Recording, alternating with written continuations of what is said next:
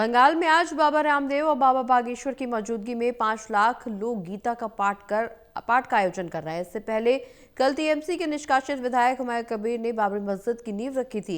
अब इसे लेकर बीजेपी निशाना साध रही है। मामले को लेकर भारतीय जनता पार्टी के राज्यसभा सांसद भीम सिंह से खास बातचीत की है हमारे असिस्टेंट एडिटर ललित नारायण कांडपाल ने।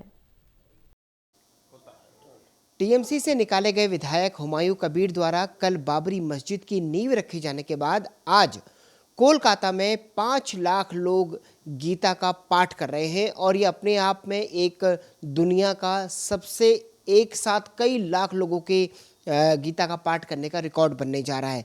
आखिर क्या इसके पीछे पॉलिटिक्स है? क्या भारतीय जनता पार्टी बाबरी मस्जिद की जो नींव रखी गई उसका जवाब दे रही है? इस पर बात करने के लिए हमारे साथ मौजूद हैं भारतीय जनता पार्टी के राज्यसभा सांसद भीम सिंह जी। उनसे बात करते हैं। सर, कल बाबरी मस्जिद की नींव रखी गई और उसके बाद आज गीता का पाठ हो रहा है, क्या ये जवाब है?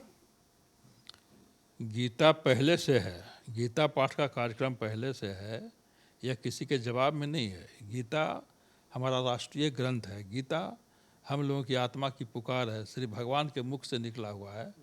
तो इसका अगर एक साथ वाचन किया जा रहा है तो बड़ा सराहनीय कार्य है। इससे गीता के प्रति लोगों का आकर्षण बढ़ेगा, नवयुवकों का आकर्षण बढ़ेगा और इससे इस अवसर पर इसके आयोजन से राष्ट्रीय एकता भी मजबूत होगी, सनातन संस्कृति भी मजबूत होगी। इसलिए इसकी तुलना ये टुच भैया हैं, छुट भैया हुमायूं कबीर जैसे लोग जो लोग बाबरी मस्जिद की नींव रख रहे हैं उनसे तुलना नहीं की जा सकती। ये जो बाबरी मस्जिद का नींव रखने का जो काम हुआ है ये देश को तोड़ने वाला काम है। आप समझ लीजिए कि राम जन्मभूमि बाबरी मस्जिद के लेकर के कितना देश में आंदोलन चला, दंगे हुए हैं। अब सारा चीज़ के बाद सुप्रीम कोर्ट का फैसला आ गया और अयोध्या में राम मंदिर निर्मित हो चुका है। अयोध्या में ही मस्जिद निर्माण के लिए 5 एकड़ ज़मीन भी दी जा चुकी है। ऐसी परिस्थिति में जब शांति सब जगह हो गई है तब फिर बंगाल में जो कि बॉर्डर राज्य है, बंगाल से हमारा बॉर्डर मिलता है, वहाँ पर मुर्शिदाबाद उसी इलाके को रिप्रेजेंट करता है। वहाँ पर इस तरह से बाबरी मस्जिद कह के मस्जिद निर्माण से कोई आपत्ति नहीं हो सकती, अगर कोई निर्माण करता है तो क्या दिक्कत, लेकिन बाबरी मस्जिद कह के और लाखों लोगों को ले जा करके ये सांप्रदायिकता फैलाने का काम किया जा रहा है। बिल्कुल ही निंदनीय है, बिल्कुल ये देशद्रोह का काम है। बंगाल में चुनाव होना है, एक तरफ एसआईआर चल रहा है, दूसरी तरफ ममता बनर्जी उसका विरोध कर रही हैं। क्या आपको लगता है कि ये जो पूरा इंसिडेंट हुआ है ये पूरी तरह से पॉलिटिकली मोटिवेटेड है? बिल्कुल पॉलिटिकल मोटिवेटेड है। ये ममता बनर्जी भले उसको निकालने का नाटक करें, लेकिन ममता बनर्जी के जो विष का जो फल है, विष वृक्ष है तृणमूल कांग्रेस, राष्ट्रीय जनता दल, समाजवादी पार्टी और महावृक्ष है कांग्रेस पार्टी। इन वृक्षों में तो ऐसा ही विष का फल पैदा होगा हुमायूं कबीर जैसा। तो ये चुनाव दृष्टिकोण से किया ही जा रहा है। एक वर्ग को मैसेज दिया जा रहा है कि हम तुम्हारे पीछे हैं, और ये जो मैसेज है ये भले चुनाव में उनको थोड़ा सा वोट बढ़ा दे या घटा दे, इसका परिणाम तो बाद में पता चलेगा, परंतु देशद्रोह का काम है।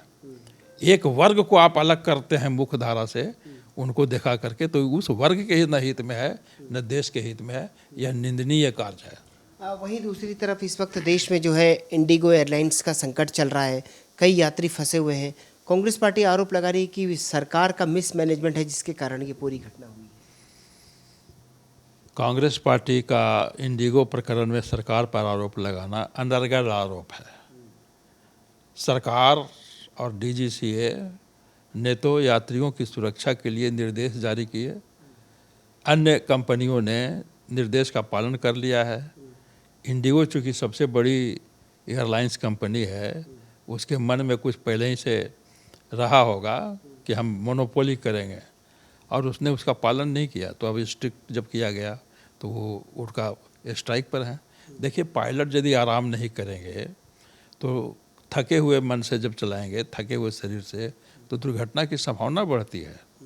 तो एयरलाइंस पर नियंत्रित करने का, कंट्रोल करने का प्रयास किया गया। इसके परिणाम में उन लोगों ने हड़ताल किया है और ग्राउंड कर दिया है। यह उचित नहीं है। उस पर सरकार उचित निर्णय ले रही है, कार्रवाई कर रही है, वार्ता जारी है। वहीं दूसरी तरफ आपने संसद में एक बिल पेश किया है, प्राइवेट मेंबर बिल पेश किया है, जिसमें आपने कहा है कि सेक्युलरिज्म जैसे शब्दों को जो है प्रीएम्बल से हटाया जाना चाहिए। क्यों ये शब्द हटाए जाने चाहिए? हमने एक प्राइवेट मेंबर बिल पेश किया है और इस प्राइवेट मेंबर बिल का उद्देश्य है कि भारत के संविधान के प्रस्तावना में, प्रीएम्बल में, उद्देशिका में 2 शब्द बाद में घुसेड़े गए। वह है सेकुलर और सोशलिस्ट शब्द। सेकुलर और सोशलिस्ट शब्द को निकाल बाहर किया जाना चाहिए और मूल संविधान में जैसा था प्रस्तावना उसी रूप में लाया जाना चाहिए। इसके लिए हमने पेश किया है। ये जो सेकुलर और सोशलिस्ट शब्द है ये शुरू से नहीं था। 1949 में अधिनियमित और आत्मर्पित संविधान जो कि 1950 से लागू हुआ है, उसमें ये नहीं था। बाद में 1976 में इंदिरा गांधी ने, जब देश में इमरजेंसी था, जब विपक्ष के बड़े बड़े नेता अटल बिहारी वाजपेयी, लाल कृष्ण आडवाणी, जॉर्ज फर्नांडिस, इस तरह के नेता जेलों में बंद थे, 50 के करीब सांसद जेलों में बंद थे, तब इस शब्द को बिना बहस के, बिना संसद में बहस के घुसेड़ दिया गया है। तो ये निकालने की ज़रूरत है। अच्छा देखिए, इन 2 शब्दों पर हमारे संविधान निर्माताओं ने भी चर्चा की थी। संविधान निर्माताओं ने पाया था कि भारत की आत्मा ही मूल रूप से, स्वभाव से ही धर्मनिरपेक्ष है। तो ये सर्वधर्म समभाव का देश है। तो जब आत्मा पूरी तरह से सेकुलरिज्म है तो शब्दों के आने से क्या परेशानी है? शब्दों के आने से ये परेशानी है कि इसको तुष्टीकरण के लिए लाया गया, तुष्टीकरण के लिए किसी वर्ग विशेष को। देखिए धर्म, उसका हिंदी, सेकुलर का हिंदी क्या कर देता है लोग, धर्मनिरपेक्ष। तो धर्म से कोई निरपेक्ष नहीं हो सकता है।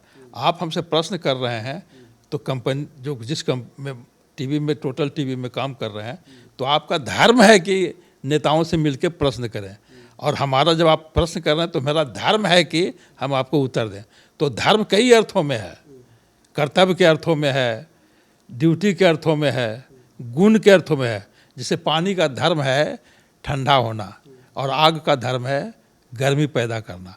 तो ये कैसे इससे निरपेक्ष हो सकता है? भारत कभी भी धर्मनिरपेक्ष नहीं हो सकता है। कोई समाज धर्म से निरपेक्ष नहीं हो सकता है।